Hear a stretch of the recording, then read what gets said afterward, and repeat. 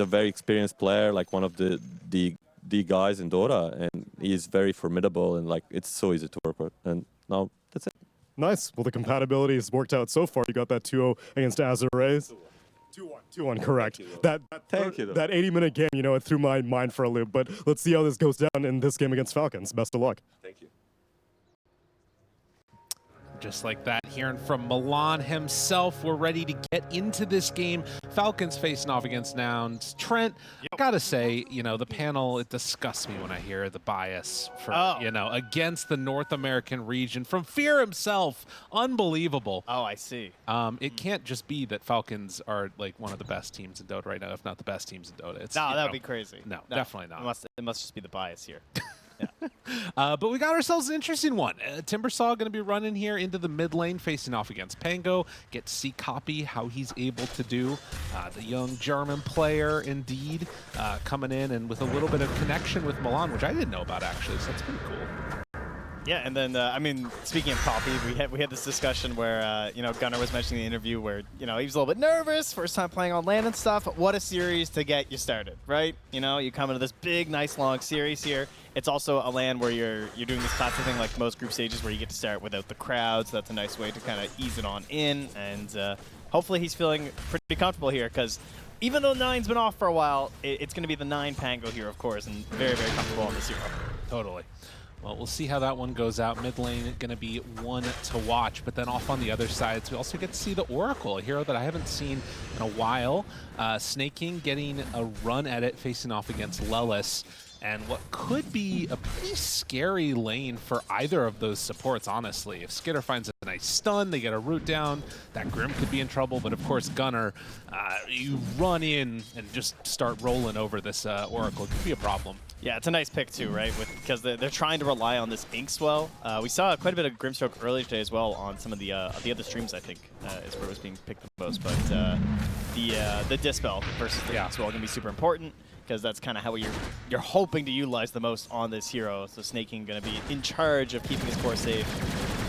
So up top, Fear mentioned, very formidable lane here. Crystal Maiden and Gyrocopter, two heroes that they're just going to do the absolute most that they can at level 1 and level 2 to just try and bully you, right? They're flat cannon, rocket barraging. You're going to hear that classic mango sound just popping every 3 seconds from the Crystal Maiden as she tries to beat you up a little bit.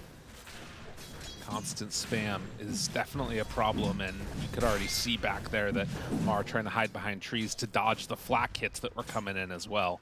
So stuff to keep our eyes on, and how they're able to control the lane. Can Crit actually put a little bit of counter pressure out the other way? Because, you know, a spear, a little bushwhack, could be a dead CM. I mean, it is Hoodwink. It's right. Crit Hoodwink. That's you know, like if there's one person who everyone just associates with Hoodwink right now, it is definitely Crit. It almost seems miraculous he gets to keep playing it, but that all comes back to this whole philosophy of playing against Falcons of like, what do you ban? Because they just have so many heroes they share between, and even if they're missing Malrine right now, like somehow we still have a Mar's a Mar, right? So true enough. This team is scary when they get their heroes that they want.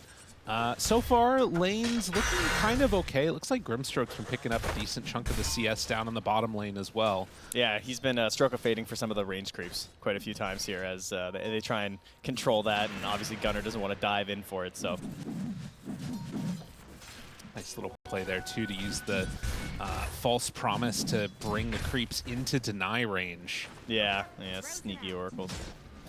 One of the more annoying techs that you can do with that. Spear flies out onto Fly. He's going to be fine. Triple range creep here, which is a lot of experience that's going to be coming their direction. Just taking it for a little walk here. Yeah. Let's see what they decide to do. Still no kills early. Everybody just hanging out across their lanes, getting the respective farm that they need to. Crit was able to get the Lotus. Keeps him a little bit safer in the lane, too. Pretty needed for how he's playing right now, right? Like up in their faces a little bit, trying to bully back and forth with Fly here just to give this space to Amar at the tower. Make it a little bit easier here for the old assets. But now they're coming in again. More flat cannons, more spam. I mean, look, he's almost under his tower right now. Yeah, that's big. He also got a couple of those creeps denied away from Yuma while he was at it. And now going to be forced all the way back behind the tower. But this ends up being, I think, pretty okay for them, honestly. Got a nice chunk of waves coming in. Right. All the action has been on these side lanes, but if you look towards the mid here too, right? Like 28 last hits for Coffee right now versus the 22-9. Coffee's having a great time. He's got a bit of an edge there, about a half level on the XP. He'll be a little bit less here after he cleans up his creeps, but he's in a really good spot to hit 6 and maybe make a play on 9. Yeah, and he's got to be careful. And of course, great heroes for rotations at any point too. This Fly keeps the Nova spam onto them. Couple pings, they're thinking about it and trying to force back 9. Oh man, good damage onto him there. You will get the bounty rune, but he takes a beating for it. Copy just trying to keep the bullying going with Fly moving over. That's actually enough where maybe they can get a kill here onto the Pango. First blood before 6. Nice. Surprising there. I mean, that Arcane Aura helping out there. Yeah. He was pretty desperate in terms of the mana pool. Well, Spell there. Well played by Snake King to take that one off. Gunnar does steal the small camp that was stacked up, I believe, there for Skeeter at the very least. Snake King had just been doing that, so get something back for himself, but... Jeez, another missile. They're thinking about going for this one. No, they're not going to go anymore. But, I mean, Amar needed that spear. Otherwise, that could have been a kill for Yuma onto the Mars. At least something to help keep him a little bit survivable. He's also burning the raindrops of those missiles, too. Yeah. So you're losing some value compared to the 120 that you'd be blocking for some of these CM spells, maybe. Takes out the Oh, speaking of which, Amar in trouble. Groovin, finding that kill. The rotation coming in from Lelis, it's more than enough. So these early moves from Nouns, the panel talked about the strength of their laning stage, and they're already showing it off. 9 did get the regen rune, which was a good little boon for him. Yeah, going to be needed, right? Because with level 6 here, Yeah. going to be getting bullied quite a bit here from this Timbersaw. Of course, you can do this and leave the Grimstroke out of there because Gunnar's playing this big tanky hero in the Primal. Now has level 6 also. Doesn't look like he's going to try and make any moves. There could be some rotations into his lane, but it looks like they're kind of just letting Skitter get what he wants. Yeah, I think this idea of just like backlaning as the Primal Beast is fine because it's just opening up the rotations here for Lelis. Now Lelis is trying to get over there to that Wisdom Room. He wants to make sure Snake King doesn't steal it. The scans both now just hit. Oh, and that signals to run TPs away. though. Yeah.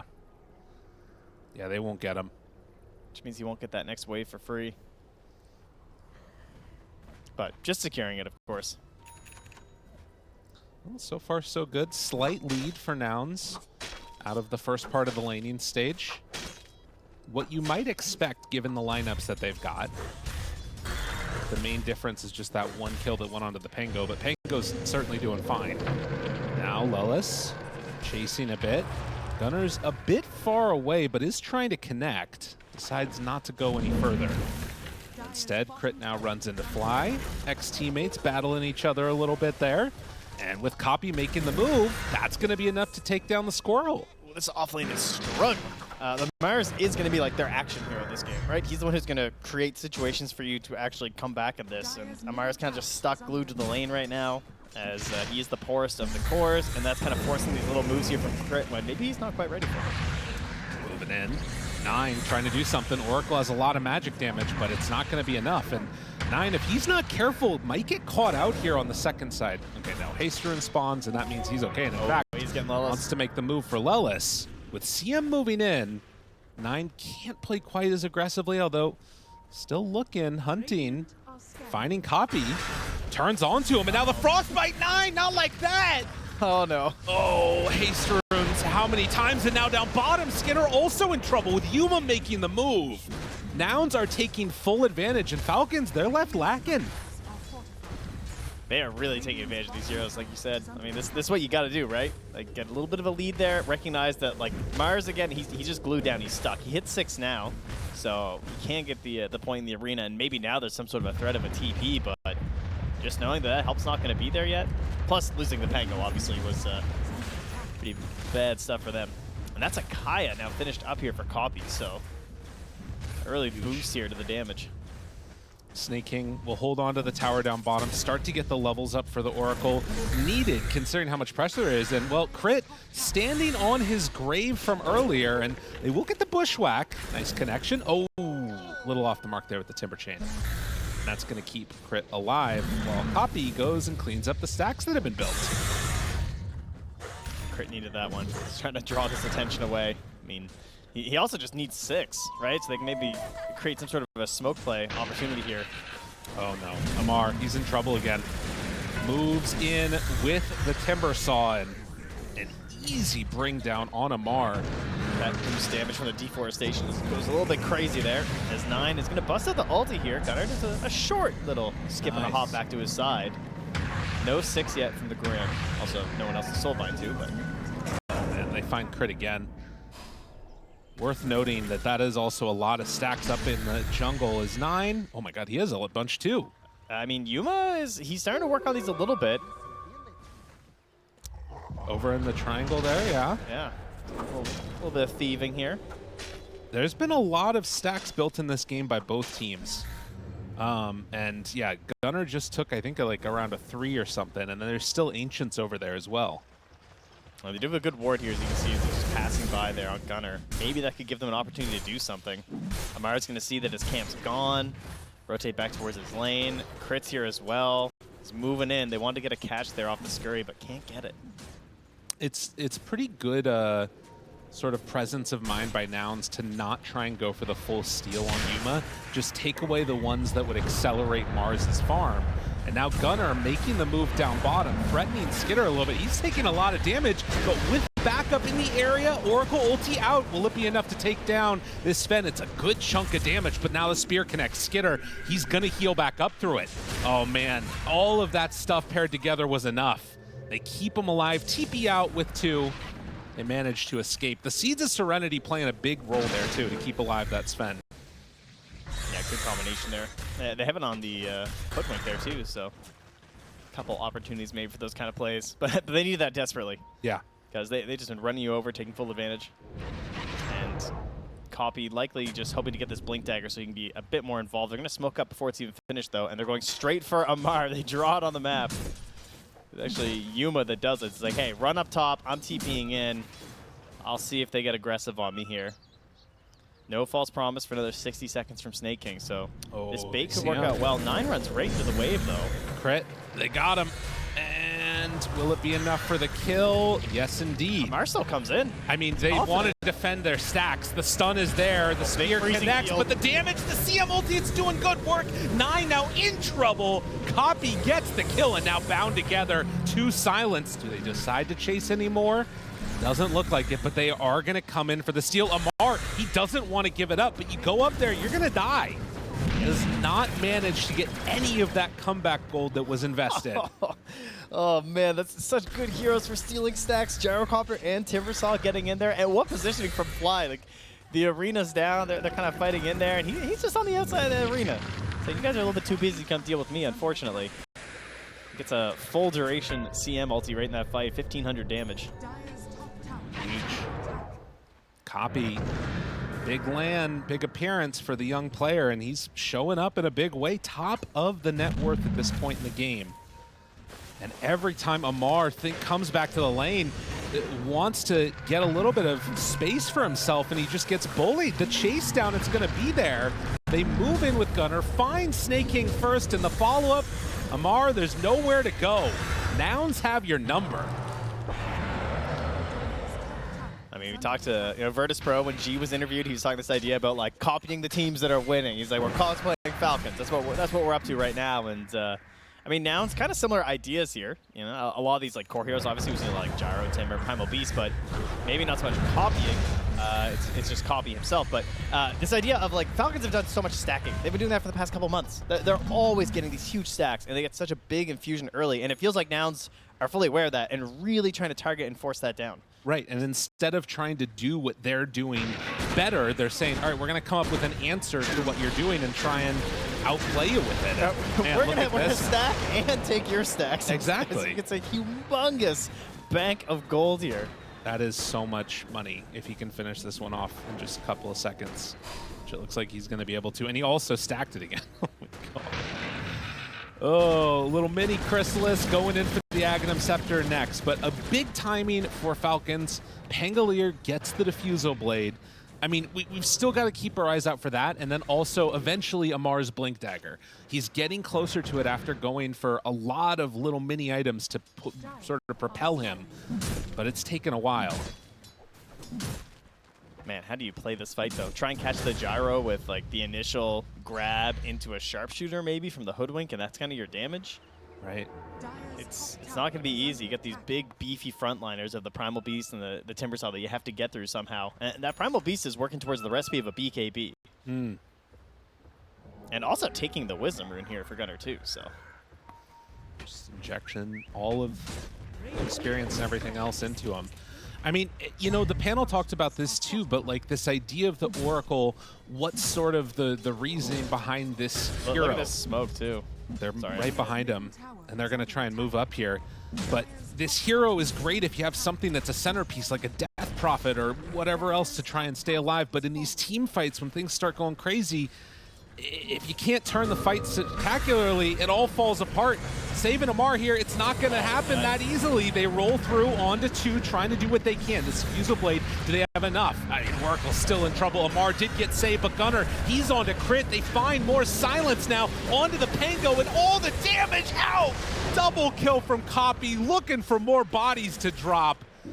And they keep falling. I mean, Snaking's barely limping away from that one. Grabs the Lotus and is just going to try and TP out, but no chance in that fight. Perfect smoke as they came in on top of some vision that was left there from Falcons, but you know, you're not safe. They're smoked up on top. Great initiation. Do you see the way Copy does that too? Where he like blinks in and he does the little drag of the chakram. Oh, yeah. Right over the two of them. Really nicely played. There was no chance for an Inkswell to get canceled there by Snaking, so they steal some creeps and back out of the Radiant zone. Well, now they have an amplified damage in the spear. bottle. Like, Spear back, that's off. nice. Do they have enough to kill him, though? It's scary. Gunner's hard to kill. He turns, goes for the Pulverive, and realizes he's just going to be gone anyways. Yeah, with 9 nearby, they're all good. It's something. The Blink reveal, it's one of the better heroes to get. Well, does manage to still finish his BKB here, though, so next fight's going to be difficult. Skitter just going to pop the ulti, beat into that tower a little bit here.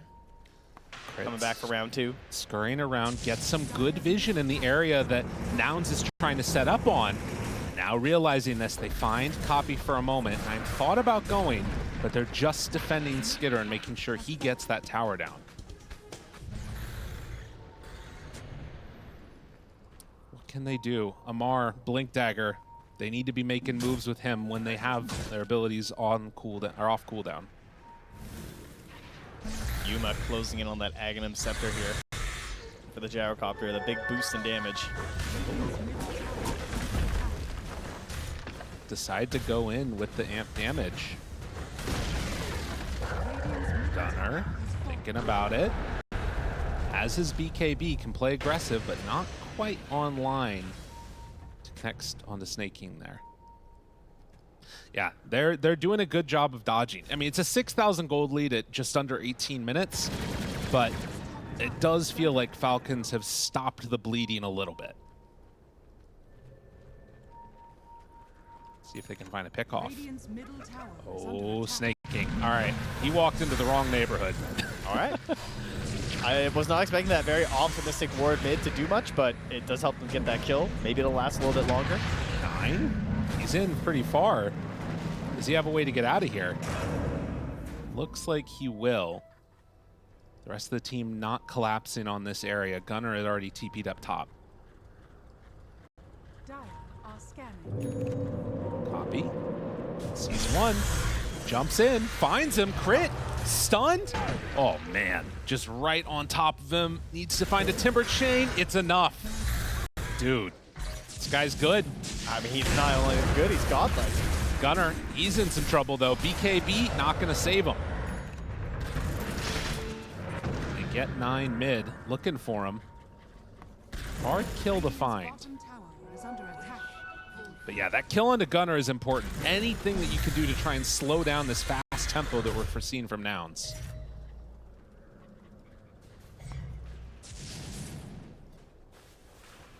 Only 9-second BKB though on the Timbersaw. Still the 9-second one there on the Primal Beast as well. certainly looking like that Roche fight that's likely coming relatively soon is going to go quite well for them. Really just missing the BKB after all this damage that's been built up on the gyrocopter. Crit getting out of there. They got a ward down, which scouted the movements for those heroes. They're doing a good job of slowing this down, like I said. Oh my god. Yeah, run away, buddy. So close. Gunnar goes in, though. He finds 9. The rest of the team trying to connect. They're finding Amar on the other side, too. For chain, the spear to slow and to stop and to try and get out. Amar will escape. Looks like 9 also gets out of there. And Fly, he's in a bit too far. No help for him.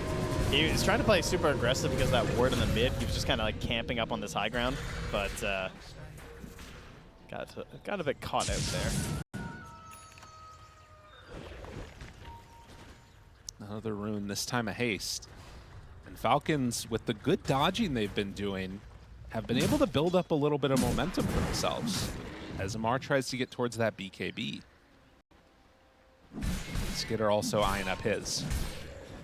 It's also difficult with this Nouns lineup in terms of like getting comfortable, because if you try and just do like a slow siege of like a tier 2 or something and put your gyro up front, there is this worry of just like the rolling Pango just coming in, but more importantly just like blink spear. And it's not like the fight gets repositioned to an awkward spot. So they're kind of doing these like big initiations where Copy just blinks forward and hops in the middle of things, and that's been working well, but the question is, will the damage build up enough to Falcons where they can chain stun you and damage you all the way through on that Timber, because they don't have the same saving options, right? Yeah. The shard is there from the Grimstroke, though, so that'll be the best bet.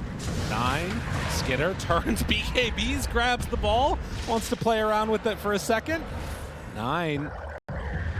I mean, it was just Gunnar down there, and now they're instead chasing Amar, who is TPing out, and they'll be able to get away from him, but it looks like it's Nouns' decision to go on in towards the Roche pit. Yeah, Gyro created this, right? You have this Agnem Scepter, makes it pretty quick.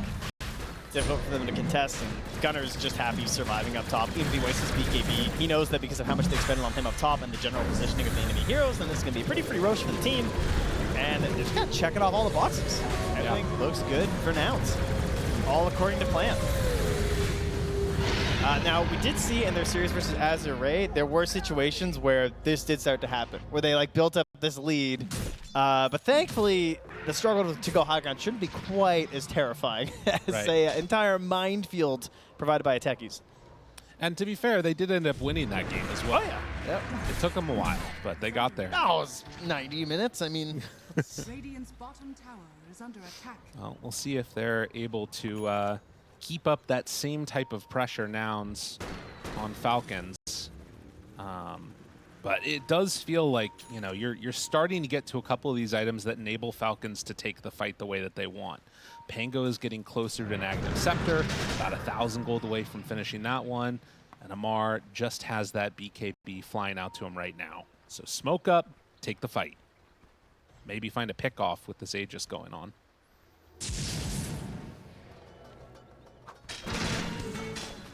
I feel like that ward mid has just done so much for Nouns. Like, it spotted so many of these movements. Like, you saw Yuma again. Yuma seems to make a lot of calls on the minimap if you watch. He's drawing all the time, and he called out exactly where they were moving with that smoke. So that's why they're smoked up behind the gyro right now, because they think a jump's coming. Oh, and 9. He just went in. Ooh, that hurts. The swash just off cooldown. I mean, now there's no Pango for a while. I mean, all you can really do is just hit bottom, it feels like. Either that or you're all coming back to defend mid. Yeah, I think it's just gone mid. Because, I mean, they don't care about that tier 1, I would imagine. Oh, they're going to fight it. Never mind. Nothing free. Gunnar pops the BKB, turns, trample through, tries to do some damage. They find him for a second. They get the ulti off, though, immediately, finding the Oracle bound up with them. Yuma, they try to bring down that Grimstroke, stand right on top of Amar. Amar will TP out, realize this fight is not meant to be. And it is indeed Skidder, the one left behind. It's 2 get dropped. Wow, great decision, right? Not just taking the free tier 2 and trading for your bottom tower. They just say, let's go for the fight. And you hit those big ultis there from the Grimstroke, control things up. Sure, the Mars, like, I think Amar was trying to die pretty much. Like, I think he actually wanted to secure this escape for his Sven, but they're patient. They get him with the grab, no PKB TP. And right back to hitting mid lane. Mar does a sneaky little play in the trees there to cut off the creep wave. But again, Nouns not feeling pressured to make this happen. They're, you know, waiting for that next creep wave, hanging out, still have 2 minutes left on this Aegis.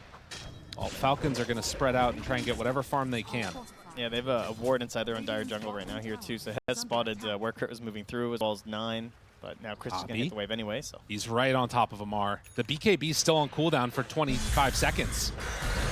Amar, hold back in, silence, he's gone. No way out. Nouns on the hunt.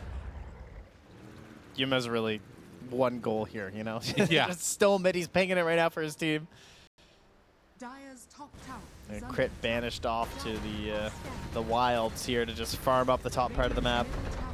Nothing they can really do here. They're going to grab their own Tormentor at the moment. Not bad. Crit can be the one who benefits from that. So we got the Boomerang in action here. Lelis close to finding him, though. Does see him. With the Observer he just planted. Now Crit in trouble. Silenced up. Nowhere to go. Copy onto him. Stun. It's there. And another kill as Crit will... Oh, wait on. Hold on. Dude, really? There's no way. Oh, my God. Ah! Almost got away. I guess there was still Blink, too. Yeah. Amar in the area yet again, doing whatever they can to cut these waves, it feels like. I mean, it's just anywhere that you go, it doesn't feel like the fights are easy to take. When the Dagon's queued up like that, it's not looking good, right? Usually we got the Wind Waker there. Like, what are we doing? Well, 9, he gets saved by Snake King, goes for the rollout to try and get away. The chase is still on. Snake King going to be dropped, and that is also an amplified damage coming in. 9 eventually will get hit by that missile. Just gonna roll all the way back to base. But yeah, bullying continues. Only 20 seconds left on the Aegis, though. It's a 10K gold lead. Man, great Aegis from Nouns, though. Yeah. The way they moved across this whole map. All the objectives they really wanted. I mean, probably don't want to go high ground unless he gets a big picks here. But they've done a great job of just kind of caging in the side of Falcons. They're not finding this easy farm on the map. They're getting caught out a lot. Now they're coming through with the gem here, too. Just making sure that they don't leave any opportunities. Crit takes it down in the end. I think that was a replace that they did by Nouns.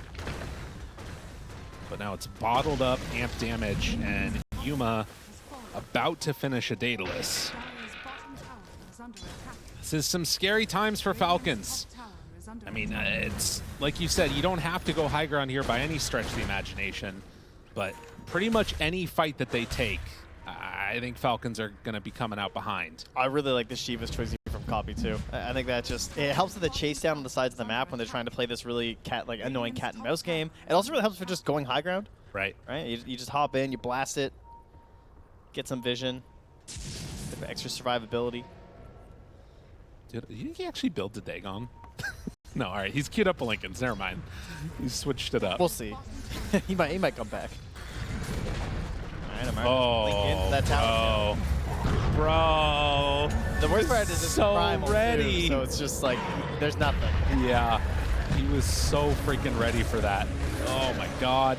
Wait a minute. Amar. Oh, the missile's coming.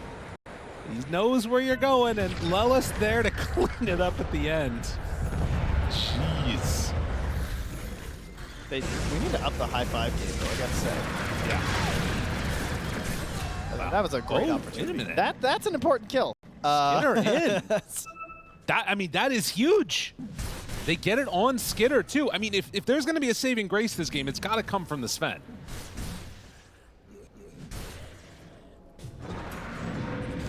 It is a Sven. He can still do that. BKB was still ready as well here. Turns, wants to fight a little bit more, but Gunner's there. Got him caught for the moment. Stunned now onto 2, still trying to fight through this, but he doesn't have any more friends around.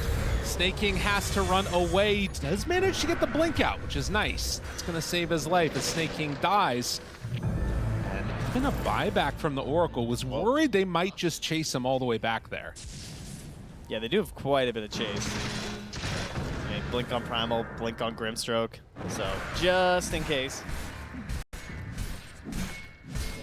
But, I mean, yeah, going high ground, that's one of the reasons why it can be scary. You see that blow up onto the gyro just immediately if he ever is just the tiniest bit out of position.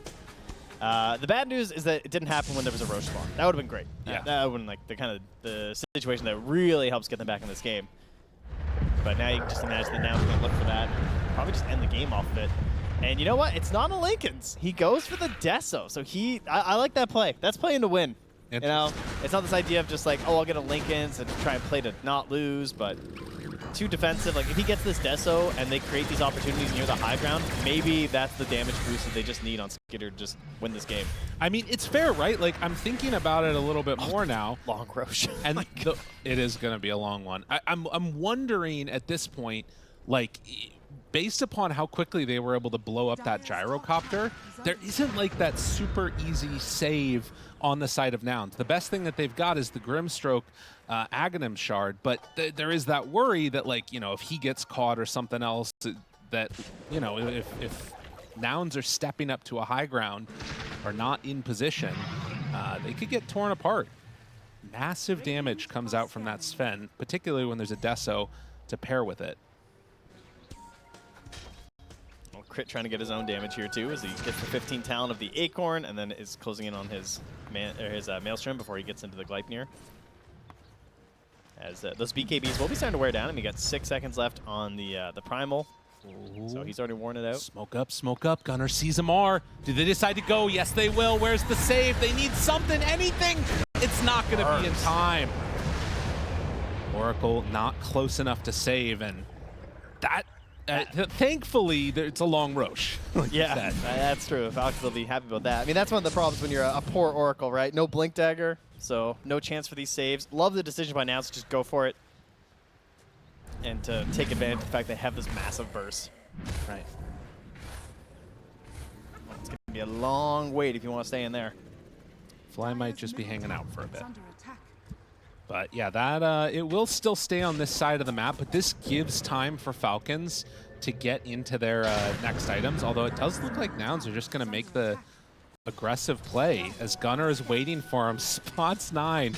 Dude, he is inside of their brain right now, so ready, and they kill off that Pango. Daedalus is complete though.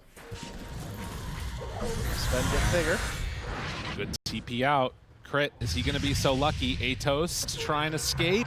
They get the silence, already popped Scurry, in trouble. Another death. Aha, got the Arcane Rune though. There you go. Yuma again, the lines. He's making all the calls. Yep, run down this way, go and secure Roche. Fly's still hanging out in this area, and Roche will be a quick spawn. Fly, getting nervous. Skitter. Take the gate, run away. Oh, wait. Ooh, he missed it. Saved? Okay. Pretty happy about that one. Mar has to now BKB and run the heck out of here, but Gunner's right on top of him. They got him caught in some trouble. Snake King, he's going to start to fall. And constantly ready to go with Amar dead, looking for Snake King. This is, at the very least, going to be a very quick and easy Roche for him. Who knows? They might even think about going high ground here. They've learned that the tips only power up Falcons. There have been so many tippable moments in this game, and I don't think they've tipped once. No. I mean, and yeah, going high ground. They saw that the Oracle bought back in the last fight. They know that he can't be here. This is at least one set. Yeah, and then how do you play this fight as a Sven with no Oracle, right? Right. I mean, it's an impossibility, it feels like. Still sitting up here, some more sweats to try and slow it down. But Sven is not here. You can knock on the door all you want, but he's not home. Right. Not interested. Crit, get back to the well. Now he's going to TP here, 9. Rolling out. Looks for it. Gunner decides, all right, I'll grab you. Comes on over. They get him linked up on both. Oh, it's not enough damage. Skitter can't stand toe-to-toe against that. Amar is going to fall. 5 dead. GG. Yeah. Let it go. Call it quits. Holy moly, they smacked him. That was evisceration. I mean, they really just took everything straight from the early game from Falcons. taking away all those stacks, it can Relied on the most. Now it seems like that's getting banned out more, and your Pango and Doom is going through. What's your opinion on Pango as a hero right now? Because throughout the tournament, it's doing terribly. Yeah, I mean, the hero's not doing well, but I feel like the hero's OP, so it's just Bengalir. It's been buffed every patch for the last 2 years. Every time it tries to get nerfed, they just buff it by accident. So, I don't know. I think it's sort of a one-off, like, I had a bad day one. It's having an indifferent day 2 also, as shown by the last game, right? I mean, yeah, our draft wasn't the best, and we made some, like, I would say, like, a decent amount of micro mistakes, but I don't really think it's, like, the hero's fault. All right, fair enough. Well, then let's see how it works out in this game number 2 as we pass it on to our casters, Lyrical and Trent. Thank you so much, Tsunami and Owie, for the thoughts about the Pangolier, the hero that I feel like, if there's one hero that I think has been talked about the most in Dota over the past like year and a half, it's been Pango. Like, people just love to talk about it. well, he had a great copy passer going for a while, you know. That's true. So, makes sense. You're not wrong. But yeah, we heard a lot of different things. The panel was pretty emphatic about the point that if this game is going to go well for Nouns, they need to have a good laning stage for Gunnar on that Tiny. We didn't see any kills on the bottom side there, but as we were getting ourselves ready for the game, there was a little bit of action back and forth. So we'll see how that top lane ends up working out. Is there anything else that you sort of are eyeing up, either out of the laning stage or just reactions from game number 1? I definitely just think there's pop-off potential for everyone here. Like, the Weaver can get out of control, as they mentioned. I think the Ember, too, same thing. So that's really the thing. It's like, well, we just got to see who's going to be the one who pops off, who gets this crazy laning stage. Right. And if it's sort of like around an even type, you don't feel like there's one team that's clearly like way better than the other and just wants to get out of the laning stage. Not really. No. Well, we'll see how this goes. At least now 4-1, and Gunnar been denied out a couple of times, having a bit of a difficult one over there on the top side. But Amar down bottom, playing on the Doom, having to face off against an Undying in tow. It does look like they're going to get this pull off as Yuma is bullied all the way back. Man, Crit is not giving him an easy ride of it. That's what you gotta do, right? Dusa and Undying, a time-honored tradition when it comes to laning, right? Undying Spectre, Undying Medusa, always trying to help secure these later game heroes, have themselves a good time. It looks like a pretty solid start so far. Not the most CS, but of course, what do you expect when a Medusa's only at level 2, right? True. Should note, by the way, that at this point in Dota, at this tournament, Pangolier 11 picks, the second most, only behind Hoodwink, but a 27% win rate. It's been pretty rough for the old Pango. That's not good. No. We're gonna call it pretty low. But yeah, sample size still kind of small. The decision's not quite out yet. Maybe it's the Pango pickers. Wait, we just need some different pickers here. What's interesting is that a lot of the most picked heroes at this tournament are the ones that tend to have the lowest win rate, it seems like. Whether it's, Hoodwink or, something along the lines of even Bat Riders or Zeus's. A lot of picks, not a ton of success. Snake King, he is getting body blocked down. The toss back, they have enough damage to take him down? Not quite. In fact, with the bug on him, Gunnar underneath the tower. Oh, wait, he walked back into the root. Doesn't matter. Snake King did go down to Gunnar first, though, so he got first blood with the tree toss. That was a good decision. I think with the bug on him there, he didn't really have many choices. It was pretty likely he was going to fall. So grab that first blood for yourself, get back into it. And again, this idea of being this off-lane Tiny, right? Like, he has the no agi, so he said to pick up the Wraith Band. Oh, right. Deal with this Weaver. It's going to be something to keep our eyes on if he's able to, because like where the lane is at, I feel like is going to become super important. If they can keep it there right by the tower, it feels like you can probably have an okay time, but you can see even in that last little fight that happened as Yuma takes some hits. Oh my god, that was a lot of damage there by Crit. It's going to take a second just to reach that all the way up for the poor old Medusa. But yeah, they could still dive underneath the tower. It's just that dangerous. Man, look at how fast the Tango reach just kicks in for this Medusa, too. It looks insane. Crit just having none of it, though. Oh, yeah. Keeping up the harassment. What a weird hero. Every time I see it still, it just, like, it boggles my mind. The mana shields. Yeah, it was a fun rework, I think. It is. It's been pretty enjoyable. It just feels so strange. It is wild when you have these hard counters, though. And the Weaver, it's a pretty good option, right? This idea of the mana break talent and already a decent defusal hero, so it's very likely that we're going to see that build come out. And again, the most important thing is this inability to really target with the minus armor that's so important here. We need a TP mid to help out 9. Copies on him. Goes in, solo kills. Oh, man. I mean, Crit will gladly take that experience on the backside of it, but that was huge. So at the same time, Gunner, toss back here. On to Snaking, doing some damage. Still in trouble, though. To pop that stick, trying to stay alive. Not doing it. Yeah, that's the danger.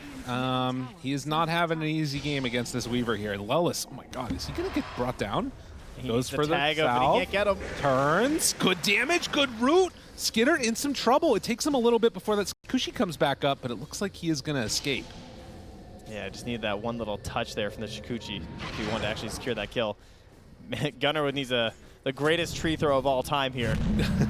He's not going to find Skidder. He's getting all the way back. Yeah, wise decision. Lelis will just pop that big stick that he had going. Oh, but he can't get it. I mean, it's that early toss, right? It's so short. That's disappointing because they know Weaver's not coming to help. Right. He's way too low at that point. Well, Falcons off to a better start. Probably gets caught. Trouble, and Brust killed off. Crit gets another one. He is level 5 now. Yeah. That is a scary sight to see this early on for that. Oh, but meanwhile, Lelis actually finds 9 in the river. And Amar, he's running away. He gets away. Tries to bring him down. No, Lelis won't be able to do it. It really kind of ruins the fact to get over there and gets the D ward, though. I mean, Crit's just playing mid now, okay? He's the new core. 9 got to do the big, long walk back here after the shield rune is stolen. So disappointing for him. With this wave coming in, I wonder, he is going to soak some of the experience, so he's going to get level 6 from this big creep wave. Do they decide to stick around here? I mean, again, it's like coming up on that 7-minute mark. It looks like they're just going to let them get the Wisdom Rune unobstructed. This is a sad game for Amar. I mean, he's catching up to Crit at this point in terms of just like XP and everything, right? Because he's been zoned off the wave. Not only does he have to deal with the Medusa counter pick, because a hero that just really doesn't care about being doomed, he's got this Undying in the lane. Right.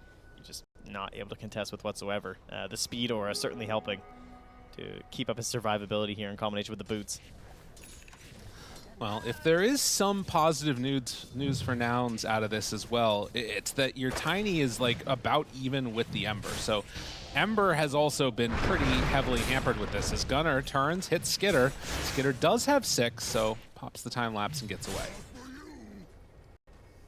We'll see if they can try and get another opportunity here. I mean, he's got the Lotus and the Wand. Maybe they can find something when the spells are back up if they can get him outside of this tower. Instead, they're kind of going on the CM, but Gunner doesn't have his volley back yet. Has the toss if he needs it. Goes in, gets the kill onto Snaking. Skidder, he'll be tossed again. Standing toe-to-toe with Crit making the move. Doesn't quite connect to the Bushwhack, but yeah, he's dead. Gunner knows what's coming and ends up going down. Lelis will TP out. Oh, that's so painful, man. To die again at level 5 before you maybe just get the bonus from the armor. Right. Maybe you'd have an opportunity there, but that's kind of greedy, I think, going for that kill onto the CM. It just seemed like that was the guaranteed result. If you go for that kill, I don't think there's any way you're surviving against that Weaver. No, for sure.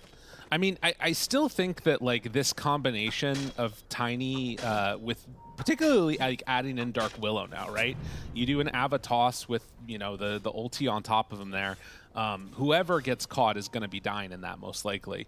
But it's just, will he be able to get online quick enough with a Blink Dagger or what have you to deal with it that early? And right now, in some trouble. Copy gonna get pulled in, and Swashbuckle thought about the roll-up, not gonna be able to do it. Now Fly shows up. Lelis is coming over too. They drop down the Tombstone. Both of them in trouble. Skidder has also showed up. They are bringing more numbers with Falcons, and everybody is getting out. Can they get anybody? No. Oh, man. The prioritization on that Tombstone. Oh, we're flopping right back, aren't we? Oh, yeah. Now it's Falcons taking over in this one, and this is the worry that you have, is if they start popping off on these heroes, it's going to be really hard to keep them under control. Like, yeah, sure. If Tiny is there, gets this Blink Dagger, it is free food on a lot of these guys. You're just going to pop them right away. But a Weaver, like, how are they going to control and lock down this Weaver? Right. Like, if that Tiny's not the one to do it, it's going to be pretty difficult. And then, you have limited stuns between an Ember and a Weaver. All right, they're going to try and chase down Crit, though. He can go for the positioning. Oh, he doesn't actually wait for the bounce down, though. And instead, wants to get bounced back up. And he will get killed, but now maybe they can turn this around. Fly shows up, they go into the Shadow Realm. Skitter's starting to drop low. They added Bedlam onto Copy. It's not gonna be quite enough damage for 9 though. Yuma even shows up to this. The hell's a Medusa gonna do here? Just trying to pick up something here. Oh no, he misses some of them. Just off the side, not able to get there. Tiny shows up now too, dude, they're all here. Amara's ready for the turnaround if they're not careful. Skitter's up there on top of them. Skitter's crazy. Avalanche, time lapse, runs away. Dude, how are they doing this? They killed off Fly. Yuma shows up again, but Gunnar, he's just further in trouble. Goes in for the snake, a couple more punches. Gunnar will die. Dude, Falcons are playing this fight beautifully, and they're not fully done. I mean, dude, you still have a problem. This Medusa's gonna fall. Don't have an answer in the world. And now jumps in, tries to find Skitter. They do finally get the kill onto the Weaver. It's a big streak this early, though. Oh, goes to Lelis. The Bedlam got the final hit. Interesting. Oh, that would have been so nice for Copy. He really needed that. I mean, what the hell happened? We look at the fight recap of trying to figure out what the situation ends up being. So yeah, still very clearly into the favor of Falcons, but I think that was only part of it. The last kill might have turned it a bit. I mean, more importantly, I can't believe 9 managed to escape, considering where he was stuck. When he hit that last Searing Change, the catch 2, he was just out of mana, no spirits. They just missed the swashbuckle, and he managed to find a way to TP back home. And Gunnar just back to where he began here, just trying to get that Blink Dagger so that he can be some sort of a initiating force here for the side of Nouns. I mean, that is really the thing that I'm seeing when I'm looking at these net worths across the board, right? Crit is catching up to Gunnar. He needs to get that blink online for them to start to set up and, be in a solid position. That's the engine that makes this draft work. And right now, it is Falcons that are turning up the speed first. Absolutely demolishing these people and tries to get away. Copy survives for the moment, gets the jump back, TP out. Not going to happen. It was a good try. They get the kill on the CM up top. But the bigger kill is the Pango Fallen. Just to grab that on the way up. Very nice. Oh, that is the Maelstrom now finished up here for Skitter, though. Scary. Radiant's middle tower has 4,000 gold lead at 12 minutes. And Falcons, a lineup that can play somewhat fast tempo around the Ember, most likely. Are we really going 3 Gleipnirs, by the way? I mean, it looks like it. Weaver, Ember, and Hoodwink? It's pretty cool. That's a lot of control. A lot of farming. Smoke up now. 3 going to head together. Scan does connect. It was actually a double scan. They wanted to make sure they saw this rotation. And it looks like Gunnar is going to head all the way up and TP back underneath the tower. Oh, they think that's real. And now Snake King, he might be in trouble. Avalanche, toss, Bedlam on him, and dead. Unfortunately, not to Gunnar. Yeah. This guy a kill, man. Radiant's top tower is under They still have that ward planted on top, so they see where Fly's sitting. And they don't care. They still kill Copy right in front of them. It's been a rough game for him so far. I mean, he had such an unbelievable performance on that Timber. In this game, already 3-5-1 on the Pangolier. Gunnar is turning up, though. That Courier trying to fly its little donkey self up there as fast as possible. Get that Blink Dagger delivered.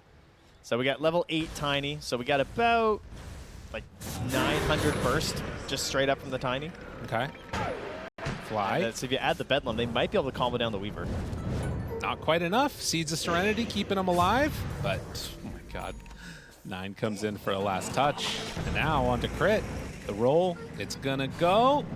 Do they have enough to find the little squirrel to the side? Gets pushed down to the low ground. God. Oh, here we go. Up top. Do the math. Oh, he missed! No, he tossed the creep! Oh, it's a blink reveal disaster. He did go back into the brambles after the fact, but turning just to try and kill off Lelis. Terrorize isn't going to come out. Oh, that one hurts. Shouldn't have said anything. That is frustrating. Might not have caught that one. They move in, they find him. 9 now also there. He's out of mana. Okay, maybe an opportunity here. Fly looking for the chase down. Copy onto him. They got to be careful though. The rest of the team showing up, and now Medusa is there too. Crit looking for the snipe, not quite able to get it. Jumps away again on Copy. The buyback comes out from Ember. He wants to get back into the fray. That tells Nouns all they need to know. Get the hell out of here. This is not a fight you want to take. Oh, this suddenly all 5 surrounding. The Terrorize is not going to be able to keep that Medusa alive. And for the second time this game, they just hit the panic button on Falcons. They bring everybody. We are going in. Dude, the buyback on 9, that's crazy. I mean, he gained 589 gold there. Yeah, So fair enough. He'll take it. And now they're going to clean up an ancient stack here that was left for this Medusa. They're trying to set up for the top side at least. We'll see if anybody from Falcons heads up there. It would be a much needed return kill. Amara's going to scoop up a plate mill here from the secret shop. Might need to pop that in there instead of the branch there, friend, if you want to live. 9. He's got to set up for the bushwhacks, though. You know, maybe that's why. Oh, they're all TPing again. Oh my god, they got him got caught. her. Avalanche toss wants somebody to get one. Crit goes down, and now the tomb onto Gunnar. Fly somehow was able to survive through all of that. And Gunnar, he drops the tree behind him, not able to get the block off. Lelis getting chased by 9. The bottom side of your screen, but it does look like Gunnar should survive through this. Has his blink in a moment. Although 2, 1. Oh, he doesn't have a TP. All right, he's in trouble. Toss, blink back, nice. We'll have Avalanche back up again. As Skitter right nearby him, hunting, trying to find Gunnar. That was nice. Good try. we made some space. Everywhere you look, they're just getting bodied.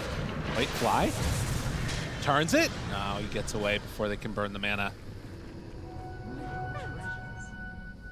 What a dominant performance coming out from Falcon in this game too.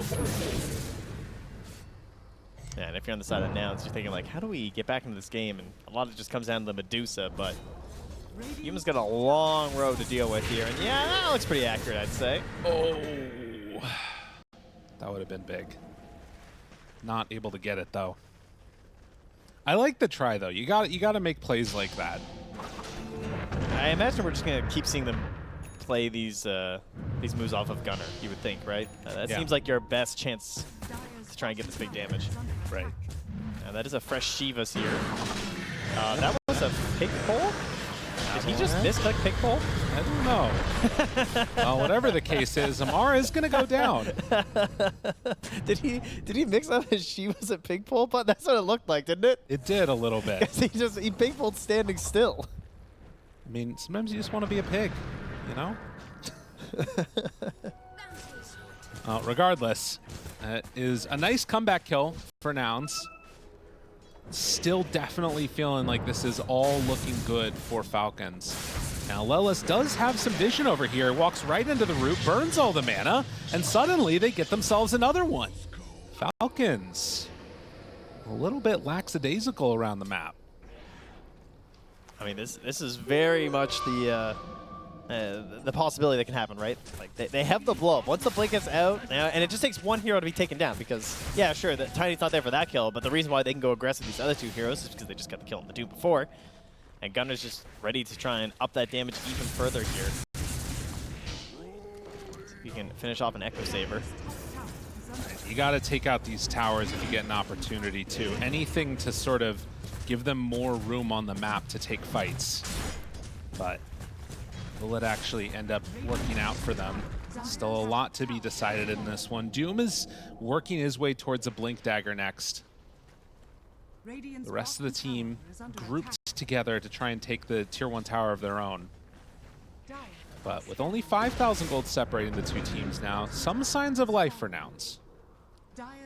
Definitely still some pressure on Nouns, which is kind of uncomfortable because you're the Medusa lineup, so you're kind of just missing this hero anyway, but I do think you got to get moving still for a couple more kills here. side of Tiny. Or you just have to play really reactive and hope that Falcons are a bit slow on some of their moves and you can actually punish them or something. They're showing Lelis. Poppy is going to thank his lucky stars he's not the one that got found. The rest of the team back on out. So it looks like Lelis will be the one left behind. Gunnar TP's out all the way up there by the tier 2 tower. Yeah, not the worst case either way. Lose Willow, get a couple out. Gaimin are done here for 9. Yeah. First of their 3 fully delivered. Oh, sorry. Skitters is also there, so. Yuma going Manta Diffusal on the Dusa. It's pretty cool. Okay. So he just got that Manta too, so. Doing pretty well in the farm game right now. Yeah, trying to get towards the Scotty next. Some interesting ideas for what could come out. And we've already seen 9 struggling, right, with the mana issues from Copy. And he is the Agnum Scepter too, so. Skitter just going to burn down Fly. He's left completely alone. I mean, I'm really impressed by the way that Skitter's been playing this. He's been really active on the Weaver, trying to get involved whenever he can. And it's the difference maker, because you're not going to be doing that on the Medusa as much. But yeah, the Manta Diffusal is kind of interesting. If they can burn the mana of all these heroes, it's going to really start to wreck them a bit. I mean, we were talking about the potential for the Diffusal as well from the Weaver, but that didn't end up happening, or at least not yet. So part of that might be just that Yuma's not really a problem, and he's probably thinking like, okay, it was more important to just get my Gleipnir and be involved like I am, just killing everyone else, because those are the heroes you're going to be interacting with way more in the early game. Right. As Nouns will take this opportunity to grab their Tormentor here. And there is one on the Willow already, so it's between Fly and Gunnar. It's going to go to Gunnar. Wow, the first time that a tiny shard, people are going to be happy about it. It's usually the one that people get on support that feel terrible about it. Yeah, this is pretty solid. I mean, it just helps your burst, right? So Yeah. if you manage to get yourselves the Echo Saber here too, then suddenly you're close to like Radiant's bottom maybe tower is 1,200 under or something. attack.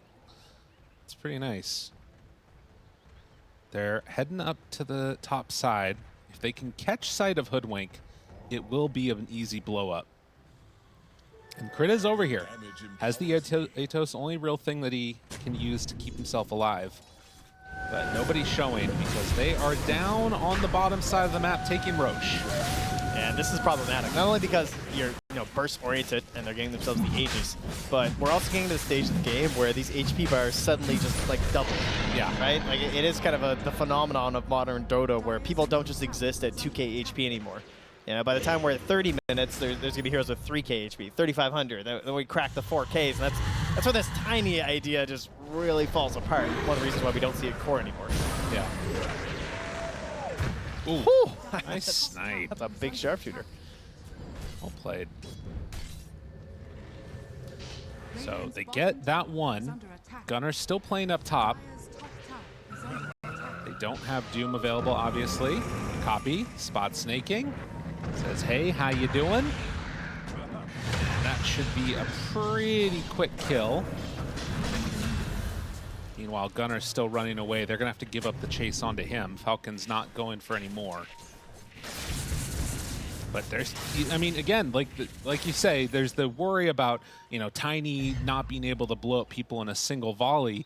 But there is also the, fact that the 5k gold lead means less at this point in the game than it does at, 17, 18 minutes. Oh, yeah, things were looking way more frightening for Nouns. Yeah. I mean, they're just straight up back in this game right now. They finally get that Agnum Scepter finished up on Copy here, too. So really getting the most use out of this Diffusal. Gunnar, close to Skitter here. 1,600 HP. Can they try and burst this Aegis? I mean, he knows he can't do it himself. Yeah. A little bit too scary to do that. I think he needs the Bedlam. And the Lulz is level 12, of course, so to have that bonus almost doubles from the level 1 Bedlam to level 2, so super important here. Now, it feels also like Falcons are not super pressed about trying to make things happen with this Aegis either. Fly might be dead here. He was spotted on a ward. Yeah, okay. he seems to be aware. Skitter not going to go for the courier. I mean, he thought he was going to be right there, so don't want to waste his time. Yuma sitting there with the real version of himself, and they back away. That was kind of an interesting play, sending just the one away. Now realizing that that one is the fake. They're still playing for a play up top. A ping comes out from Amar, anticipating that they're in the area as Fly runs away from Skitter. Does have a mech, trying to survive. He's got no mana. Get the bug off of him. Help him, Copy. Help him. And he gets away. Are they going for Skitter? I mean, Gunner? they know he has nothing. Gunner, crit? I mean, it's just Aegis. It's hard to catch up. Oh, they move in and they think that they got him. Although, like you said, they do have that Weaver over there too. No help for the Weaver at all.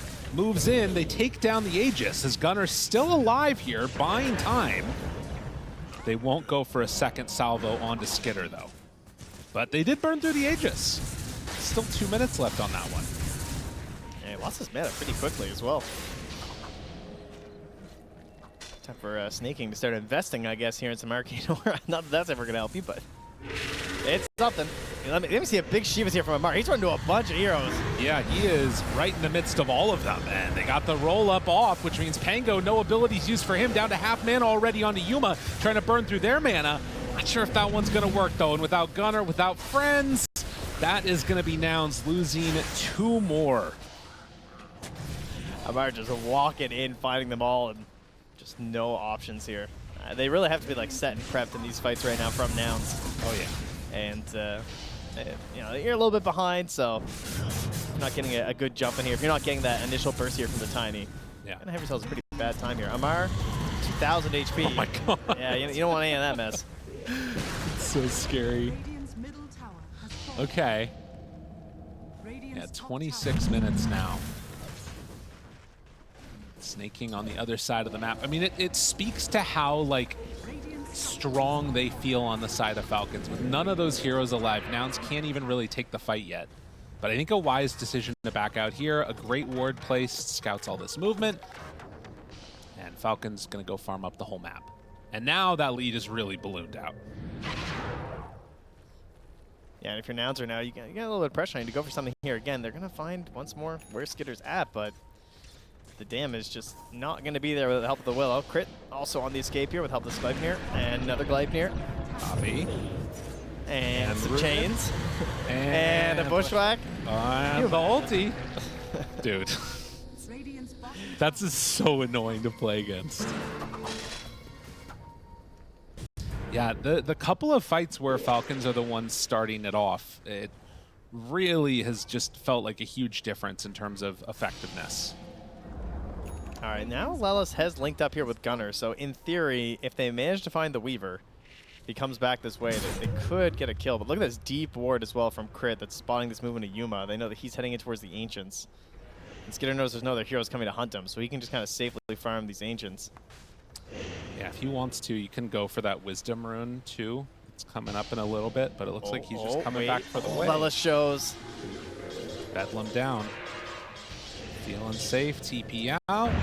How's it going, buddy? Nice to see ya. And the bugs are actually going to... Oh, they did hit Gunner. The very tail end of it. Oh, God, they see him. Oh, Gunner, get the hell out of there, buddy. You're in trouble. That's a pretty long chase, though. Skitter was already running the other way. So surely... Oh, my God. That was so close. All right, there are copies as well to mid lane. Gunner does get out. Now, well, he's not going to be so lucky on the side of the Pango. They find him, drop the Doom, and now Medusa rooted forever. The shot comes in, Fly, he can't save him. Avalanche not going to do all that much either. The Tombstone is there, but does not have any way to keep that Medusa alive, and now they're just running wild in the base. Nowhere is safe. Root after root after root. I mean, this is as big a beatdown as last game. Yeah, and once you're locked down once from this team, you're just not getting out. If you don't have those dispels, they're just going to keep them coming with the roots. And there's nowhere for you to go. Now it's unable to find this combination here off the offlane Tiny, just blinking in with the Bedlam, hoping to find this big damage and sort of burst them back into the game. Mind you, they probably weren't hoping to be so far behind in the first place, but there was still an opportunity that they just couldn't quite find. And Amara picks up a 28-minute minus with his 20K lead here on the Doom. So This guy, I swear. just buying some more XP. It's cool. You know, Wants to try and get himself some bigger talents. Just styling on him a little bit, dude. Come on, Gleipnirs. Come on. What are you doing? The bushwhack. It's not fair. It really is very difficult to deal with. And nobody, I mean, the Manta's the only thing that really helps with it. Yuma's been spamming that to farm. You've got roll up for the Pango to like sort of deal with it a little bit, but he's been getting doomed. Like everywhere you look, it just feels bad for Nouns. And Falcons maybe taking it a little bit personally that last game. Come in with a strong response in game 2. Yeah, typically it's like the blink dagger we talk about, where like the more you have on your team, it can be really helpful. Oh, no. But this time it's Gleipnirs. They have terrorized Yuma, trying to get away, still has the bugs on him, and now Gleipnirs and a 3-hero bushwhack. Yo, make it stop. Another Tap one. out. Call it. It's over. He's styling on him. Yeah, that's it. There you go. That's what needed to happen. All right, we're GG. Put in some new house rules here. No multiple Necronomicons. No multiple Gleipnirs. Clearly I'm about to. Amar just bought a Maelstrom. He was trying to buy one too. What the hell? I want in on the fun, he says. I think you blame him. Better. This has been the vision, it feels like, for the Slardar for a while, right? This idea of like using the river Right. to cross the map and cause chaos and harm upon his foes. And it's a reality now. Especially with the addition, as the panel is pointing out, of this Orchid build. We're seeing it a lot right now, be it off-lane Slardar when they find the good matchups, or this mid. It's problematic. It is, and you come around, you start beating people down to death. They're doubling down on this minus armor strat. Roche is going to go away really quickly when you get an opportunity. I will say, it's nice to see Gunnar on a hero that feels like it should be mid. Like, the Tiny was a little bit crazy last game, and it ended up doing, like, some of what it wanted, but it was definitely struggling at a lot of points, too. But this time around, at least, it feels like he might be able to have slightly more impact. We'll see if they pay a bunch of rotations his way, though, because I do feel like 9 could very easily, like, if he finds a good rune up on the top side there, make a move over and find an easy pick on the Gunnar. Yeah, I would agree. Looking pretty vulnerable on kind of both sides. All right, particularly the support duo of Nouns.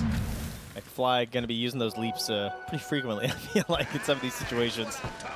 It's Rubik and CM are both, or sorry, Rubik and Braun are two heroes that both don't really instill too much confidence unless you have like these really good combos. So maybe they can connect well with like a telekinesis spear or something like that, and really try and get Snaking out of position where he just becomes free food. But it's a Snaking CM, right? He's gonna have that positioning. He recognizes he's got no movement speed, so should go pretty well for them. And lanes overall just look super solid for Falcons here.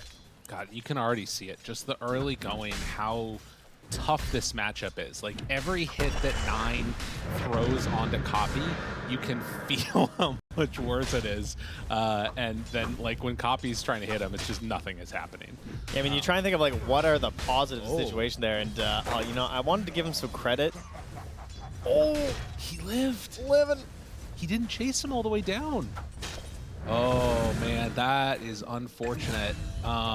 Rolled high on some of those damage. Does end up going down to Human. I think, he just walked the tower. He just wanted to reset. Man. Yeah, that's bad. I mean, obviously they knew that Fly only had the arrow, so good opportunity to just go for the straight-up chase down there. From recognizing that, get himself the first blood. So a bit of a poor start there. And I don't know, I kind of feel like they're just going to win all 3 lanes. Is that crazy? Maybe top they won't win, I guess, but I think it's just going to go kind of even. I mean, it definitely depends. Like, if Snaking steps out of position, if he makes any mistakes at any point, this is a lane where you will die in it. It's just a question of, does that actually end up happening? Which, you know, definitely not a guarantee by any stretch of the imagination. And Skitter secures that range creep for himself as well. But yeah, the other lanes feel tough. It feels really, really difficult.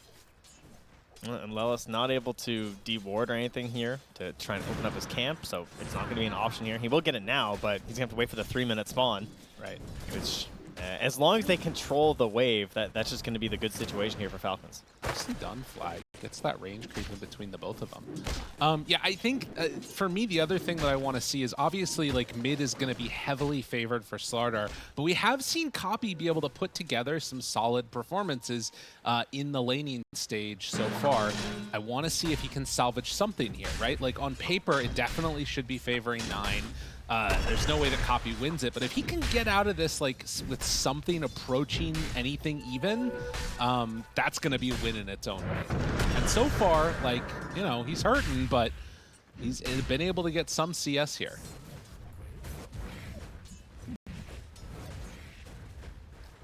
As they force back up on the top side again. Not going to connect with that spear. Did a little sidestep. As Lost and Snake King are getting low. That's the thing. Gunnar is like the better hero for being able to kill. Oh no, Fly. Yeah, his leaps. Gunnar is like the better hero that can try and set up for kills, but Skitter can get to the fight more quickly on the Weaver. Try and pounce if they need to. All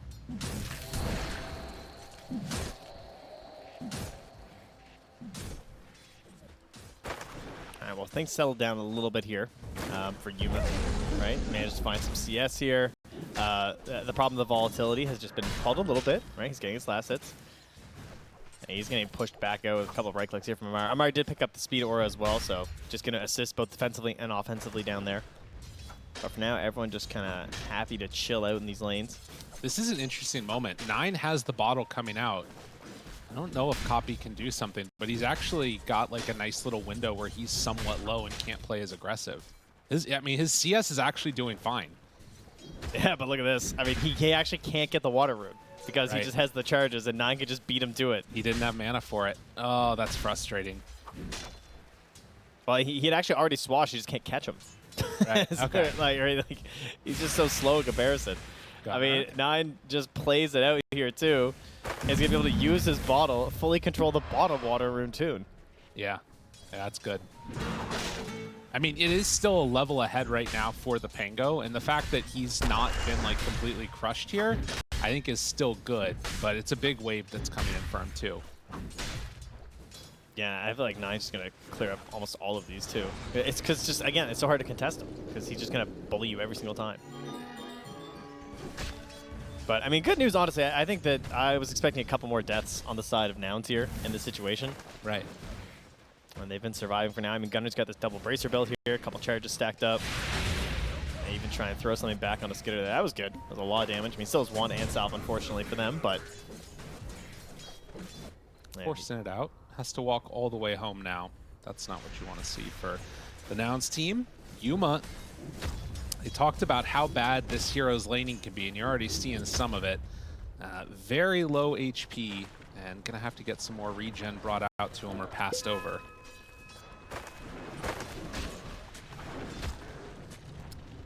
Feels pretty bad if you can't go for the all-in kill potential. I mean, 9's now level 6 here, too, so what do you do with his Copy? Like, I mean, look at him. He's just walking at him. Yeah, it's a lot. I mean, it's been 2 levels gained for 9, while Copy hasn't been able to get all the way up to 6 yet, but it's a big creep wave. Yeah, and you're just going to be permanently cross-phased, right? Yeah, there it is. Move on in and get him. That's just what Fear was talking about. Snaking coming from the top here to secure that rune. It's going to be a shield bottom, though. Fly, couple more hits. He pops the Fairy Fire. That keeps him alive. If they could get into range, it would be good, but not looking like they're quite going to get it. Moves in onto Snay and manages to take him down. I mean, again, like, it obviously was a good lane for the Slardar, but Copy's coming out of this okay. He's not getting completely demolished. Yeah, I mean, big help from the team, obviously. Unfortunately, it did cost them, because Yuma died, pretty much, right? Because, like, Fly's making these moves. Then again, he's a Mirana. Well, I mean, how much can he do in this lane anyway? Not a whole lot in order to slow down this aggression from the Batrider and the Doom. What's really going to be scary, though, is how Crit plays this Batrider. Like, when Falcons were first going on their biggest winning streaks, it wasn't the Hoodwink, it was the Batrider that was dominating. And it was because of these exact situations where they rotate down with the carry. They do this. This was like their original formula to success, is they rotate in, they get the kill on the carry, and then the carry gets forced out of the lane, and then Crit farms up all the stacks on their side of the map, and then he just goes hunting. And he just hunts over and over again because the core is kicked out of the lane, they get forced to the jungle, and Batrider is probably the best support in the game at just hunting you down in that zone. It feels very much like this sort of train is starting to get rolling a little bit, and because you've got a hero in this Slardar that can be so active so early, we'll have to see what Nouns' reaction to that is going to be. They do TP back in bottom, so they have the Mirana still in the area, and Fly only with one leap charge. There's not really a great way for him to get out of this, so they will eventually kill that Mirana too. Yeah, I mean, he's just doing his job, right? Trying to soak up some XP and maybe get a little bit of gold to the tower if he can. Yuma is designated to the jungle, and where is Crit gonna go? Back to stack and farm. I mean, this is just the blueprint of success from Falcons. And you got 9 over here just taking some stacks from the Radiant side, since his Bat Rider is going to be taking his stacks. Fair. Any that are set up. Takes those ones to the side. Wants to get the 8-minute rune, though. Poppy sees that it is going to be up top. Lelis is already in position to take that one away if they need to. It's a regen. And so 9 just back to farm. Well, it's kind of unfortunate. Copy really needing something to just give him an edge, you know? 8, well, I mean, yeah, but 8 minutes, he's still ahead of the Slardar. Like, I mean, definitely like you're saying, this is coming at the cost of Yuma and his game, which feels pretty bad. But I'm pretty impressed with what we've seen.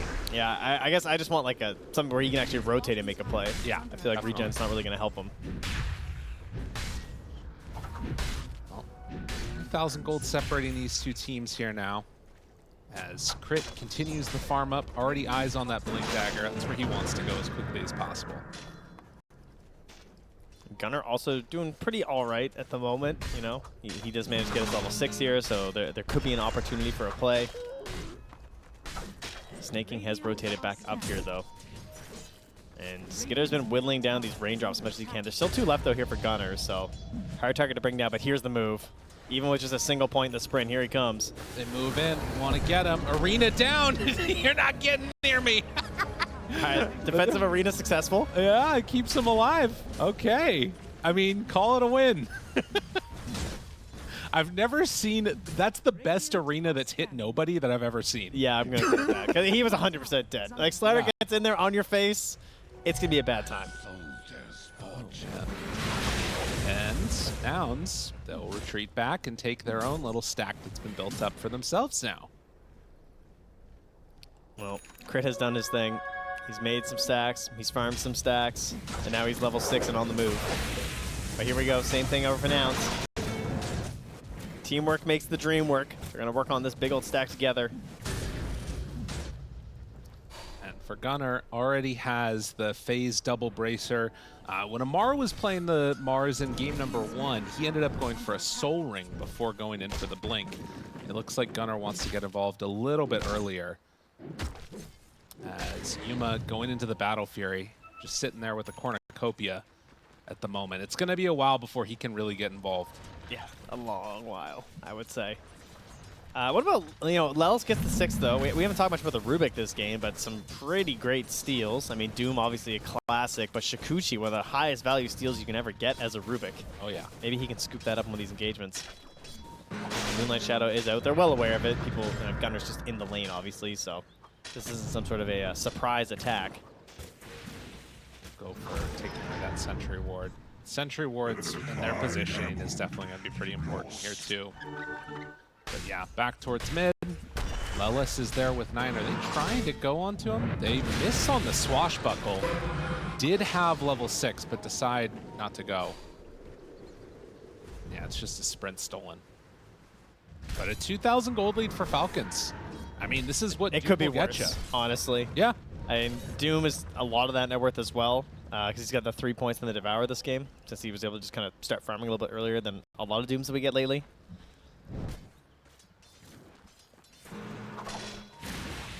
Well, for now, still sitting pretty, wanting to just keep themselves alive in these lanes. And Crit ready to start the stack up again if he needs to. I mean, it is a lot of wasted time, but he's going to, yeah, just take it instead. It's not wasted when you're getting it. You That's know? fair.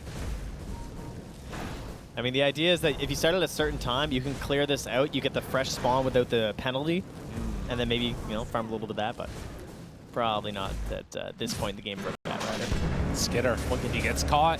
They find him. Sentry down. Spear was saved, and No chance to get away. That was clean. That's well so necessary. played. The biggest kill, and Lelis gets out with Shikuchi. Yeah. Because that's what helps you set up for other kills. Back to the waiting game here. Right. I mean, it is very, like, they're kind of just letting this happen a little bit on the side of Falcons. Nouns very happy to take up the space, get the kill onto the Weaver. I mean, the scary part is that now your Bat Rider basically has Blink Dagger. Yeah, he's going to beat the Myers to Blink, which, again, not too surprising these days. Once more, 9 coming up the river here. Shikuchi's there. Tries to run away, tries to get out. Oh, good spear. 9 still moving, But you Skitter's can't gonna go. block the pathway. You shall not pass. Got the phase boots, but yeah, they waited it out. Well played. Gunner. Oh, spears away 9. Not gonna matter. Okay, he did go back to the sword. Bottom lane at the same time, Amar. Okay. Finally, a play for Yuma. This would be big. He's pig pulling to get away. Oh, this pick pull is much better than last game's pick pull. Oh, what an arrow. Oh, wait, hold. That was a sick arrow. God, how is he so fast? Speed aura, baby. He still Dude. got it. Oh, that would have been crazy. No luck. Damn. Goes. Oh, meanwhile, they're smoking up, though. They want revenge. The Blink Dagger reveal. Yuma, he's onto him, but does have Enrage after. Tries to get away. Yuma backs out. Lelis, he's still slow. They can't keep the bear alive. With that, they're also going to take down Lelis. Fly trying to escape from this one. Doesn't have any more leap charges, but Copy threatens the roll. Middle tower is Immediately Falcons back out after claiming a nice victory there.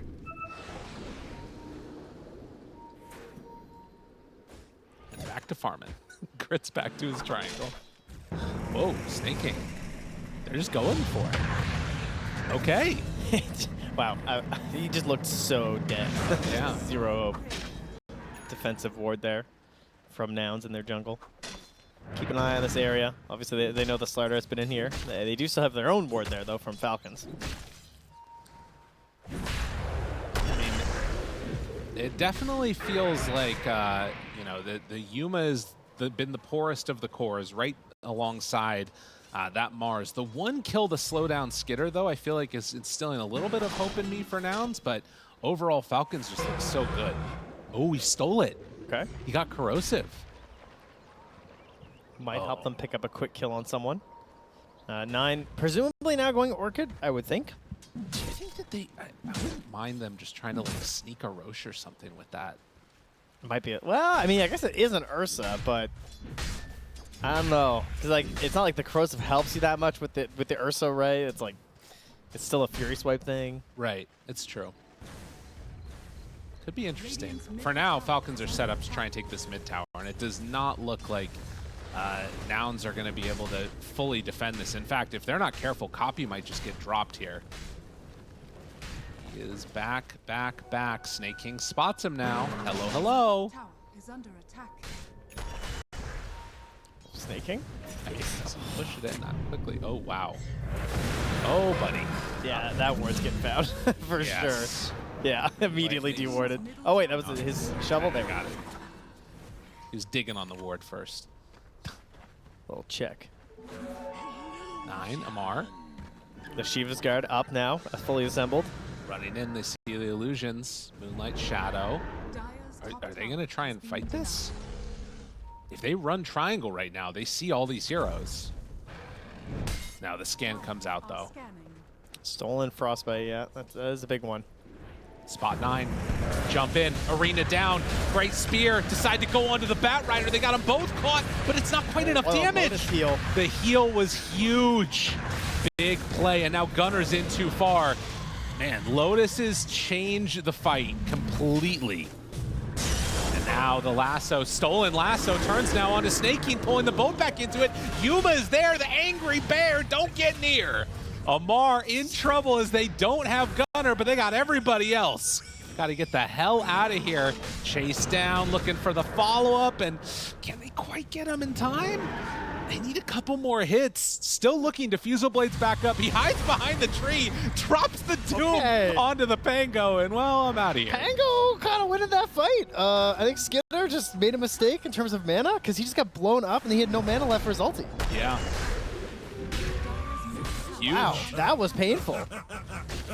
I mean, that's just your carry just kind of comes in and dies. He didn't even he did 400 damage and he just got blown up. Yeah, and now look at the net worth. Ursa second highest out of nowhere. That's crazy. He is huge.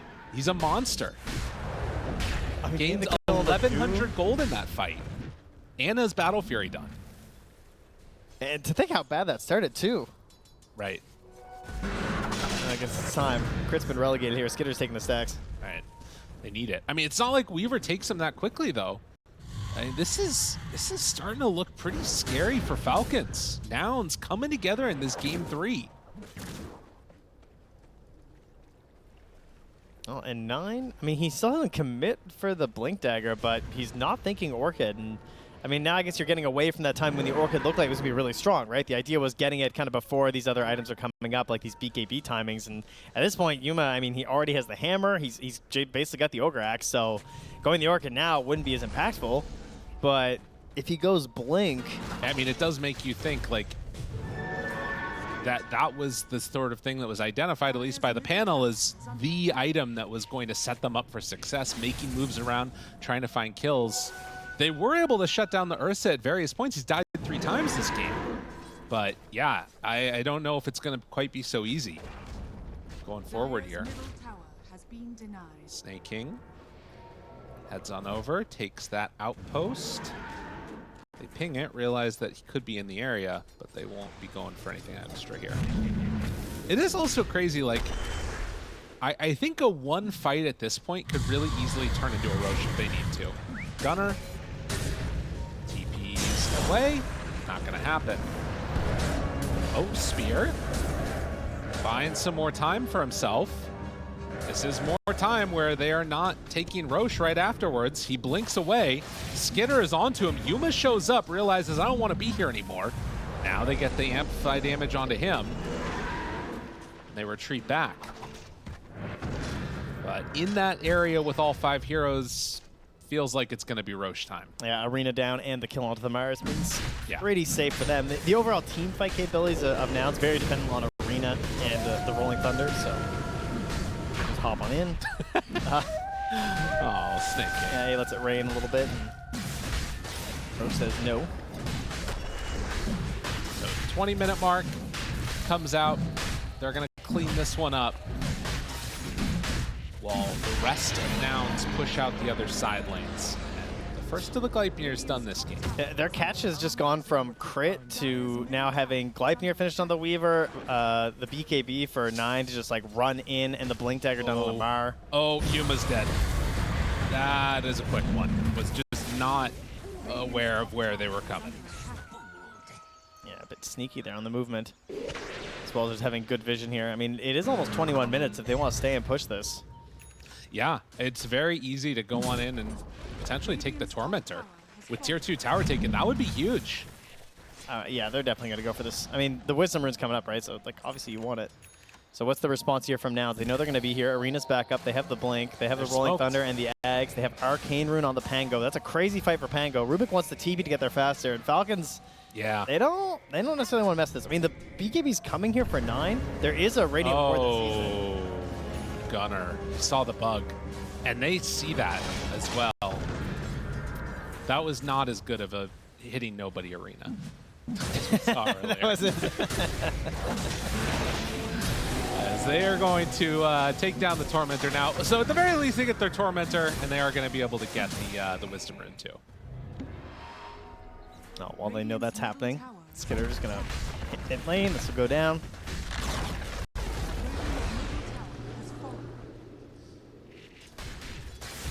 10 to 11, only 2,000 gold separating these two teams. Skuchi stolen for Lelis.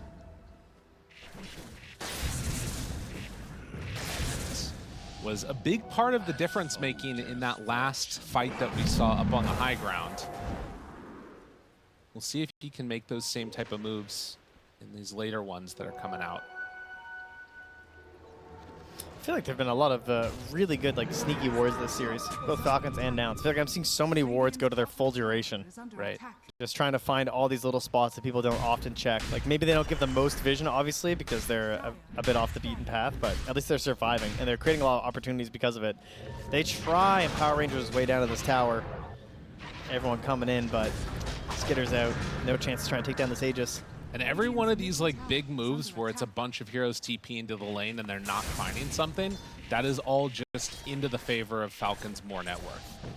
They're doing a really good job of outmaneuvering them right now across the map. And I mean, this is, you know, before they even go on in and take their own Tormentor, get their Wisdom Rune, because it's still sitting over there. Falcons comfortable with the state of this game. But now we're going to move in for that one. Or not. Just wants to take some damage. They're just going to get that minus armor where they need it. And then they can go on in and clean up the Tormentor. Skitter's seen too many heroes go down to that thing, not risking it. Yeah, makes sense. 9. He's underneath the ward. He feels safe because they have a ward. And that should signal to them that there was some vision in the area, although he still sticks around. Oh, that was a big move. He wasn't anticipating the speed that could catch him because of the Shikuchi. Kind of catches you off guard a little bit, you know? Snay, he's going to be also brought down now. Wow, 2 great pickups here for the side of Nouns, because that Aegis expires in a minute and a half here as well, so might be worth trying to go for something, but I mean, Arena and Rolling Thunder, I guess you're just relegated back to farming. 9 close to Blink, so is Yuma, so the fights are going to get a lot messier here, and there's the Blink Dagger also finished up for Copy, so yeah, okay. All right, this next Arena, they want to go for something big. Yeah, this is probably going to be trying to take that bug out.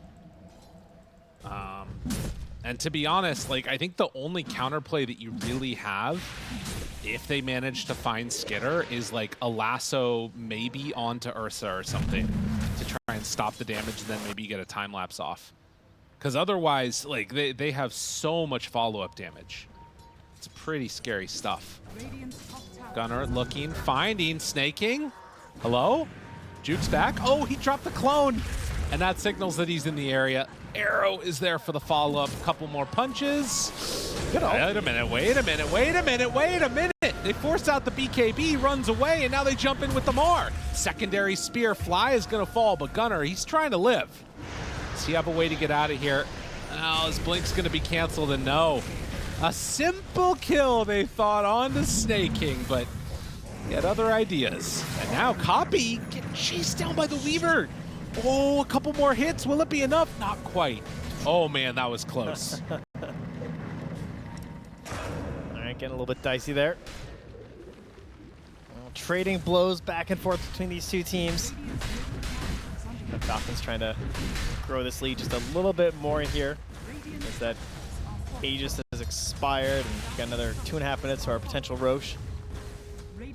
But remember all those big things that Nouns did pick up. Like, sure, it didn't go too well at the bottom lane, but we do still have a ton of mobility from now with the Blink Daggers. They are going to pop the ulti without their Mars, so perhaps an unexpected maneuver here. Shikuchi restalling. Yeah, it feels, there's like a little bit of a desperateness, it feels like, about the Nouns and the way that they're moving around the map right now. Trying to sort of find the fight and force issues where maybe they don't need to. Crit sneaking in a baseboard here, too. Let them have an eye on where they're certainly not playing right now inside of Nouns. See how it goes. A Blink Dagger now done for Slardar. There are so many Blink Daggers in this game. 6 already. That ward there that you're talking about, such good vision. Oh, now trying to play under some more good vision here as the hiding underneath this pillar, but Falcons not interested in this part of the map. Radiant's top tower is under attack. This is one of the things that they do so well on Falcons, right? Like these mid-game timings where you can tell that Nouns want to take a fight, they want to try and battle them, and Falcon, they're so good at like dodging the fight but still staying up in net worth and like building a lead during the downtime. Yeah, they really are. And they're like good at looking. Oh, I think the ward actually saw that smoke. There are at least a couple heroes that are kind of close, but there were no pings or anything from Falcons. They might not know. They ping Fly. They know that he's not there in the fight. If it is, come out this way. Now Skitter, are they going to jump on him? Spear, Arena, down, all in, got him! 9, trying to get out. BKB immediately. They were not prepared for that jump. They find and kill crit. Yuma, big bad bear, standing tall. Ooh, that BKB wore out right as the TP finished. Wow, that looks like, I don't know if Gunnar knew what was happening there, but the timing there from 9 jumping in did not work out. Again, the BKBs obviously being up is the biggest thing, just popping them early and committing for the fight. Yeah, I don't think they, despite all of that vision, I mean, that might have been, they didn't spot the smoke quite there, so then it kind of gives you this false sense of safety. Yeah. I mean, 9, I thought his positioning was pretty good, but it's just the BKBs. Like, he tried to get in there and break it up, but it doesn't matter if the BKBs are popped. Lamar was able to find a pickup kill onto Fly while they were hunting on the bottom side, trying to take out that area. It was Doom expended for it, though. So won't have Doom for a little bit. Roche in 40 seconds. So a relatively quick spawn, but yeah, that ward has just been there the entire time, scouting out all of them. I mean, Yuma's got a big item here too, the Basher, alongside his Defiant Shell. Okay. So he actually has something to fight back against this Slardar with. Right. Maybe he doesn't just straight up lose the 1v1 if he just rolls a little bit lucky. Tier 3 starting to come out here. Nemesis Curse for Gunnar. Oh, okay. Trying to get a little bit of his damage out. That's kind of interesting for Mars. I wouldn't say it's necessarily the most common one for this hero. No, it's interesting. This is a big moment here too now. They're going to get the amplified damage. Frostbite, want to chase. Oh, arrow connects. Well played, onto 2. Where's the follow-up? Yuma immediately onto Skitter, but he gets the time-lapse back into the arena. Now 9 trying to run away. They blow him up. And Skitter, he's still got to run. Another BKB popped, all just to get away for Amar, but Skitter, he's in trouble, slowed down. Gleipnir, arrow, not going to connect, but Gunnar is there for the second salvo. Not going to go on to him. The nighttime. They back up instead. They're going for Doom. The other thing, Roche is up at the end of this fight. What a huge win. Lelis on the case. Crit, he was thinking about that BKB for a while, but I guess he went for the bots instead. And then just what a setup from Lelis, yeah. Telekinesis into the arrow, removes the back completely from the fight. No real chance after that. Oh, and it's again set up by that ward over there. They had great vision down from giving up this area. That same one that they were trying to play under last time. And into the pit, they're going to start to head. They Skitter. are going to see this. I feel like Skitter just really Skitter and 9 struggling to kind of be involved, it feels like, in these fights. Like, I don't think Skitter, it's since like the beginning, like where he kind of had a pretty good start where he showed up, got some stuff done, but then like once he died that one time into that engagement, I feel like since then his actual damage and involvement's pretty minimal. Aegis and Cheese now scooped up as Falcons nearby. Good lasso. Looking for Fly, but now Crit almost drops. There's the enrage, the turn. They find him onto the Weaver. One more bash, one more hit. He's speared into the low ground. They can't hit him, but now he can't get out. And now 9 is on to more. Trying to bring him down. Gunnar is trying to drop pretty quickly. Yuma seeing if he can hit into them. Oh man, that spear actually ended up kind of costing them. The greatest spear, because it was like right where he time lapsed to. Yeah, that was unfortunate the way that all worked out. Now taking a one fight into a really badly lost one. Imagine getting Aegis and Cheese and then you just get almost wiped. Yeah. Wow, man, Falcons, really nice setup there to be out. And even though it's just a catch onto the Miranda, like at least you're getting something out of your bat at the start of this fight, right? And then the fight just becomes centered around this as well. Right. The Gleipnir's again paying off once more. But I think the Weaver might go down there if the spear did not push him to the low ground. I think so. It was the best, worst spear. It's been a weird game for Gunnar. He's getting a little unlucky every now and then. All right. Falcons, again, just taking the lead here. Kind of unexpectedly now to this big XP lead and then just lost it all. Just a single fight after that Roche. And now are we even footing? I mean, at least they leave with the Cheese here. the fights are much better than the last time they were behind in terms of gold. Like this Pangolier, for example, you have this Aghanim Scepter, not only just the Diffusal, but that Skull Basher's out in there as well in the mix. So certainly when you're trying to play that kind of a delicate game here on the Weaver, you're watching your mana pool, you're watching out for these random bashes. You have to watch for the random bashes of the Ursa, which probably won't be random very soon because he is working on the Abyssal Blade. Any Lincolns? I think so, right? No. Not really. I mean, I think that is the thing that, like, if Ursa at this stage of the game starts to get pretty scary. Oh, All right, Gunnar looking. Looking. Lots of vision down here from Falcons. They're ready for fight. Drop the Doom. He got the Enrage. No, he didn't get the Enrage off. Doesn't matter, though, I don't think. It's Doom stolen. Doom's thrown back now onto 9. They got him caught. He does get the BKB off. More damage dealt. Frostbite wears off, and they're fine. So Doom down. And we'll see if they decide to keep Doom on the Rubik. That could be a pretty huge moment here as the fights go on later. Because if he finds a Doom, for instance, onto Weaver, it's over at that point. Yeah, the fight's just done at that point. So, yeah, I think let us stay alive, try and get a smoke up play next to that Doom. Even if he just has to, like, YOLO jump in. That's actually great. I think if he blinks, Dooms one person, and immediately dies, that's a fight win. Because at least it gives Gunnar something to work with.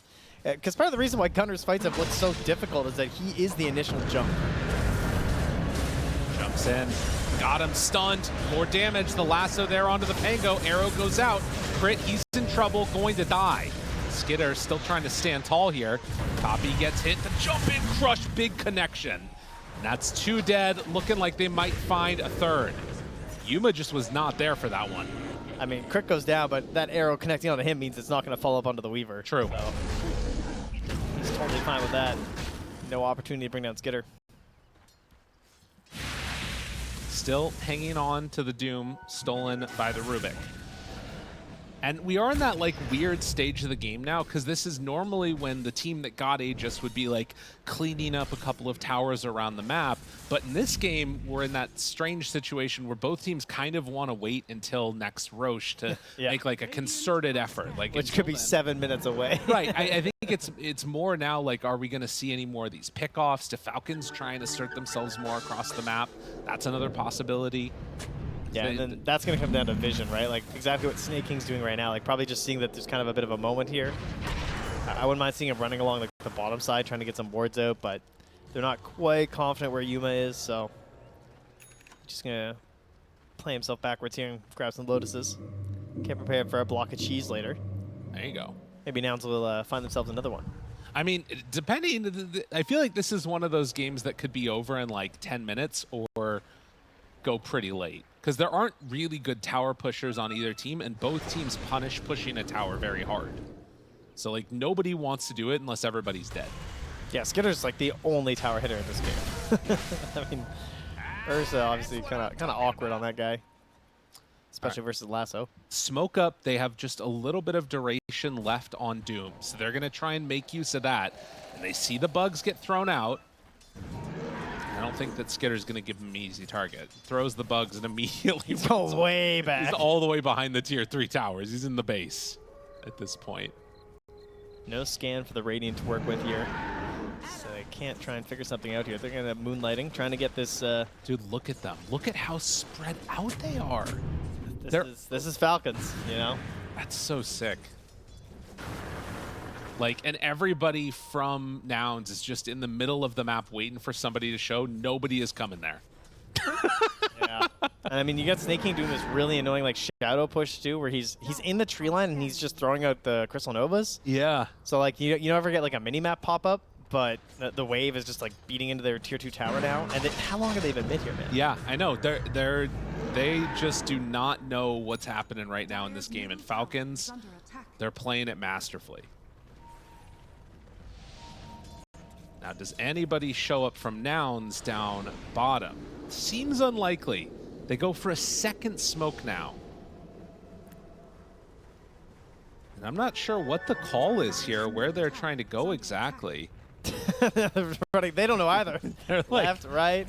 I mean, someone's going to farm mid, but look, Crit knows. He just throws the flame break and runs. Yeah, they are so prepared for this move by Nouns. Ow. I mean, on the old map, this would have felt kind of okay, but now, you know, we have this whole outer border that Falcons have not left for a while. It's like, I don't know, that it's so interesting to watch. It was like Falcons were perfectly aware of exactly what Nouns wanted to do, and they just like, literally, they haven't left that mid lane. Like, they're all still there. Bro. That's a turf, man. Look at that gold's drop. Like, over the Leveling off a little bit, you know? But they've stayed constant, like 70,000 net worth that entire time. And like Falcons are just gaining net worth all across the map. It's pretty well played macro gameplay. It is obviously a high risk, medium reward, you know?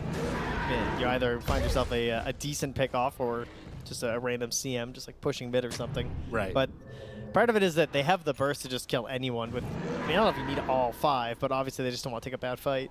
Yeah, and again, we're like getting closer to the window where Roche is going to spawn. So it's like you're losing out on the potential gold that you could be building up, but in a lot of ways their lineup like has most of what they need to function right now, right? Like there isn't a huge item that they get that changes this next fight. And we're going to find out that rush timer right now. 1 minute and 31 seconds. So right in the middle. They see him. First glimpse of a Falcons hero in like 5 minutes. Yeah. It's just refreshing the little thing up top there. You can check their items. It's good. So they know that Roche is capable to respawn right now. If they got really unlucky, it would be an instant spawn and like Falcons would be taking it. But not the case. They are starting to make the move over that direction. Also, they don't have a scan, I don't think, on Nouns right now. Dire still have theirs. Oh, there it goes. Yep, and they see that they're in the area. Moonlight Shadow now wants to step forward. Big window. Who do they find? Amar steps forward first. Jump in. Gunner wanted to get onto somebody, but can't quite connect onto Skitter. Now they back out. Do they decide to chase this? Moonlight Shadow, only a little bit of duration left, and Roche still 40 seconds away. Yeah, it's hard to go on in there and fight, but for Nouns, like, if you can't take the Roche fight, like, I don't know what you're going to be trying to do eventually. Does kind of feel like they have to go. But they also know that they just take it immediately. Right. Like, I mean, it's a pretty tough call. It looks like they're just not going to go for it. Yeah. Because they would have to be moving right now, unless they're waiting for like a smoke or something, but... No, it's going to take too long. And Amar's very confident, by the way. Like, yeah. He's playing. He's so far up. If he got caught, that would be really bad. They have really great vision, too. It's just part of it. But this is an Aghanim Scepter, too. Okay, they're starting to move over now. Are they going to be just too late, though? Oh, they're going to spot Gunner. I mean, they are in vision. They see every damn thing. They see it all. They're getting ready to jump. Oh, you got to be careful. Yuma gets jumped right at the start. Stolen Doom, though, but immediately Lelis drops down. Not able to get it off in time. While lassoed in, Copy, he gets the roll-off. Rolls the time through. He's stuck up on the high ground. They have enough damage. Yuma, he lived through it all. Wait a minute. This turnaround is real. Yuma living through it, starts to beat into him. Does he have enough left in the tank to beat these heroes down? Doesn't look like it. 4 dead, and soon to be a 5th. It was just mayhem. Yeah, I don't know if it was Snaking or Crit who gets the credit, but that Yules under the bear was really important. Helped save Skitter. Otherwise, he would have been in big trouble there. Wouldn't have got his ulti off. Oh, man. And they're going to hop right through there. Go grab that Roche, and, well, it's going to be a refresher. That's, I mean, at least something. Maybe it's worse. It's probably not worse. Aghanims is pretty dangerous to give up, but refresher shard on the Doom. Yeah, how quickly things could have changed. As we take a look at that fight again. Managed to get the Enrage off, but still couldn't quite fully bring down Skitter there. Man, it was close. Yeah, part of the problem, too, is that he does use his BKB, too, right? Like, during the Doom duration, so when he comes back in here, not able to get the final kill thanks to the Yules. Right. Radiant's middle tower is under Blink away, and then it was just all done at that stage. Yeah, and that's such a huge win now. what was looking like a somewhat even one, the positioning of Falcons and using up those multiple smokes towards mid, right? It meant that they didn't have the smoke for the Roche fight. They bet it all in that moment. Yeah. If they were going to win this game, it was by doing that. They were hoping to just catch one person and then by getting a numbers advantage, try and move their way towards the Roche pit and set up their own vision. But instead, Falcons, they played for the Roche in a different way in terms of just like fully maximizing their farm across the borders of the map. And then when the time for the potential Roche spawn was there, then they just immediately planted themselves there. Right, and I mean, we saw, I think, like 5 or 6 sentries. We saw 2 obs wards placed there. They could see that entire area.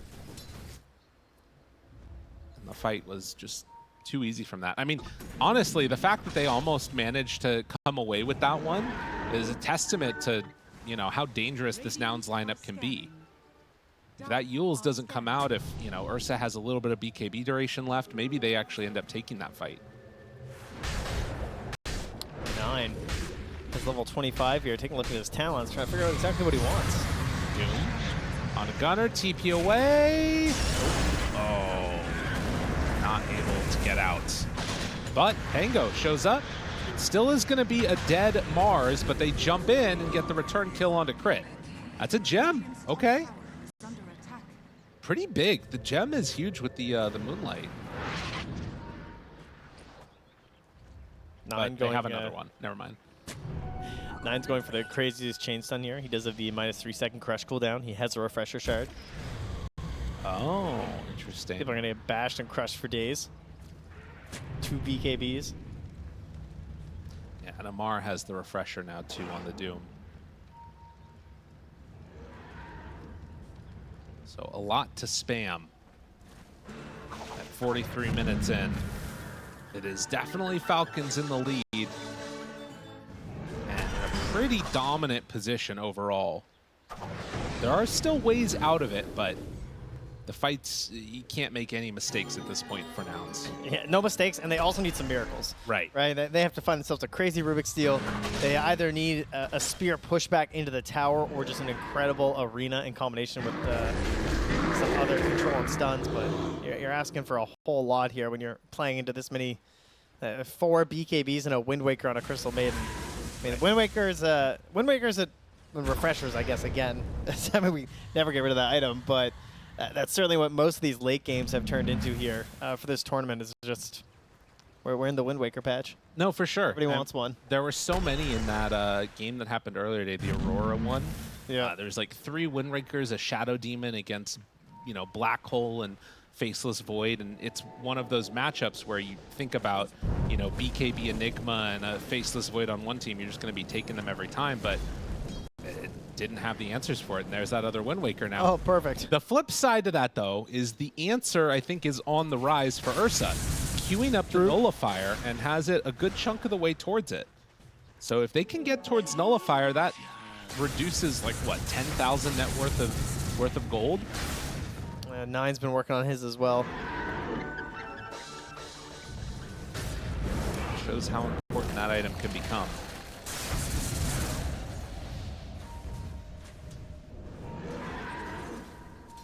But again, for Falcons, it's just a matter of making sure they don't put themselves in harm's way in this window. It doesn't look like they even want to try and go high ground at all with this this Aegis, which makes sense. Just keep building up a lead. I mean, you know, it's spooky. 27K, you know, it's not what it used to be. No, Inflation's really painful. that's true. We're all feeling it, including these Dota teams. Oh, it's Lincoln Sphere for Skitter, though. Finally gets rid of the Falcon Blade. Wonder if he sells it. Radiant's I mean, it's like the team mascot item, you know. No. All 5 heroes have to buy it. It's a sponsorship thing. Not Gladiators. Yeah, exactly. Yuma's still a little ways away. So yeah, these next couple of minutes, it's like very much wait until Nullifier is online and try and protect the base. Falcons, they're going high ground via creeps a little bit right now, while Nouns are taking a walk down to the bottom side of the map. Nobody's showing up. That tower, it's almost dead. And they're ready to kill whoever shows up right next to it. Yuma, is he gonna get caught here? Poppy goes for the swash, links back, Skitter goes in. Can't quite get the glyph in time.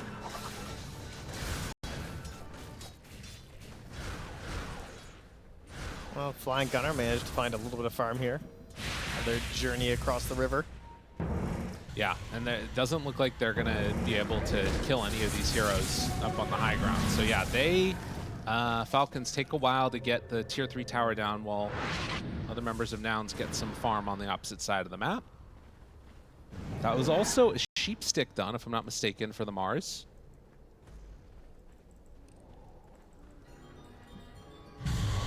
And I think the full nullifier is going to be completed for Slardar too. So they have a lot of different answers. MOUZ is just not worried. No, he's really not, huh? I mean, just him and Crit both using the ninja gear and just running across the entire map. Yuma is actually right by him, though. And Amar realizing now he's kind of alone in this area.